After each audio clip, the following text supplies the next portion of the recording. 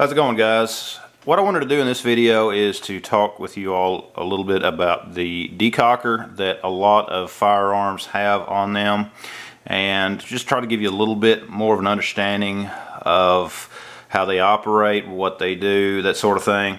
And to demonstrate that, I'm going to be using my Taurus PT92. This is not a Beretta, this is a Taurus, for any of you guys who are familiar with it. I have had this gun for many years. Have had countless rounds through it and really have had very few issues. The only issue that I had with it back several years ago is that the magazine release actually broke. Shipped it back to Taurus, they repaired it, no problem, and sent it back, and again I have ran countless rounds through it, no more issues. So the first thing we're going to do is I'm going to drop the magazine just to show you that we are being safe. We are unloaded there. When I cycle the action back, you can see there is nothing in the chamber whatsoever. Alright, now there are many manufacturers out there that will feature a decocker on their handguns. Now, for those of you all who may not know, one of the purposes of a lot of the handguns that are on the market, especially for those that targeted law enforcement and other things, was a safety feature. Was the first round that you would fire would be a longer double action pull. You can see here as I press that trigger back, it cocks the hammer until it finally fires. Okay, that would be the first round. That longer pull, and again, it's intended to be a safety feature.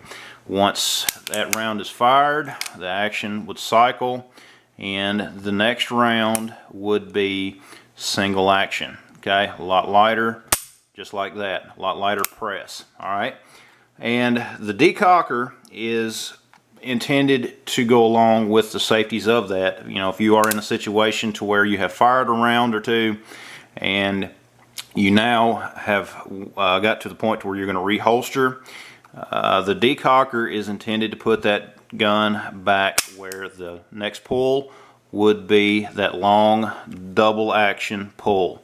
Alright, and now on this gun it's easy to see how the decocker functions. I want you to notice the gap that is between the hammer and the frame of the gun currently. When I press that trigger, now much closer, you can see there the hammer went all the way up, it hit that firing pin, and if it was loaded, of course, it would have fired a round.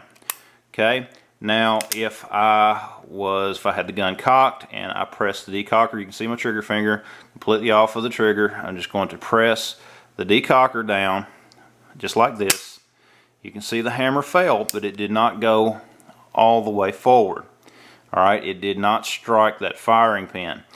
There are some different guns on the market, such as the Beretta, that will decock the firearm when you put it on safe. If any of you guys watched the previous video I did showing my Smith & Wesson 4506, you can see that that gun also had that same feature. Once you put the safety on, the gun would automatically decock. There are also various models on the market, particularly of the Berettas, where the safety has been replaced with just a decocker only. That way, when you draw the gun and go to fire, no matter what you do, it is simply a double action press when you hit that safety. I mean, it's, you know, you go to hit safety, it does not keep the gun from firing, it just simply transfers it back to that first pull being double action. But that is some of the basics of what the decocker does. You know, years ago when a lot of your law enforcement used revolvers, especially when they transitioned from revolvers to semi-autos, that was a very needed safety issue. You know, of course today it is, training is such that rule, you know, is that you keep your finger off the trigger. It's that simple. Until your eyes are on the sights in any situation like that, until your eyes are on the sights, keep your finger off the trigger. It's that simple. But that is intended to keep you from inadvertently firing a round. I mean, that long, hard first press of that trigger is hopefully, you know, if something was to happen, you're not going to fire that round as easily as you would one that is single action. Okay, it's that simple, guys. And the reason I did this video is just to give some of you guys who are new to firearms just a little bit better understanding about what they do, what a decocker does, some of the functions, some of the reasons behind it, that sort of thing. But anyways, guys, let me hear from you. What are your thoughts on a double action, single action pistol? Are you a fan of that first press being much harder, much longer, or do you think that it is unnecessary? I know with a lot of modern firearms like Glocks and that sort of thing, that has changed. Striker fired has really changed the market and the way that things are done on that.